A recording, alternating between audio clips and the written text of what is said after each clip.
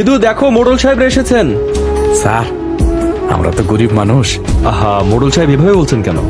ও আপনাকে একটা কথা বলা হয়নি। আপনাদের ব্যাপারে আমাদের অফিসে কথা বলেছিলাম, মানে আমাদের উপর মহলে আপনাদের জন্য একটা অনুদান আসতেছে। আপনাদের এই দুঃখ কষ্ট আর বেশি দিন থাকবে না। ওই তাহলে তো কোনো কথাই নাই, হয়েই গেল। আরেকটা কথা স্যার, ওই আমরা গ্রামে নিজেরাই একটা অনুষ্ঠানের আয়োজন করি। এই ধরেন সারাদিন হালকা পাতলা খেলাধুলার আয়োজন করি, আর রাতের বেলায় মাল খাই। স্যার ওর কথায় কিছু মনে করবেন না স্যার, ব্যাপারটা আসলে এমন না স্যার।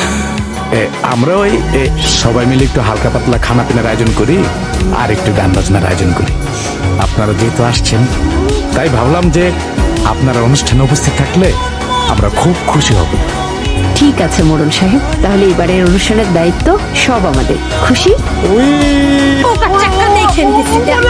টাকা নাই, কিছু নাই, খালি জমেলা জমেলা জমেলা।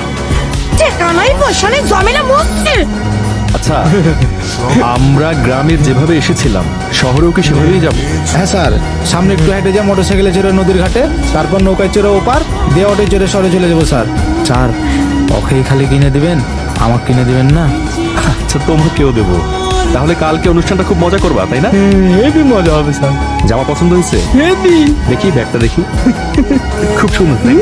তাহলে জামা কিন্তু কিনে দেওয়া হলো তাহলে। হেভি লাগছে স্যার। আচ্ছা রাখো। আচ্ছা ভাই, আপনার সমস্যা কি? আপনি অনেকক্ষণ ধরে আমাদের পেছনে পেছনে আমাদেরকে ফলো করতে করতে আসছেন। কি চান আপনি? কে আপনি? স্যার দেখেছেন শালা কত বড় বেয়াদব। আপনি প্রশ্ন করছেন তা উত্তর দিচ্ছে না। শালাকে এক লাথি মেরে থুতনি বের করে দিই স্যার। থামো ভাই, আপনি আমাদেরকে আর ফলো করবেন না, আমাদের পেছনে পেছনে আসবেন না, সোজা সামনে চলে যান। যান।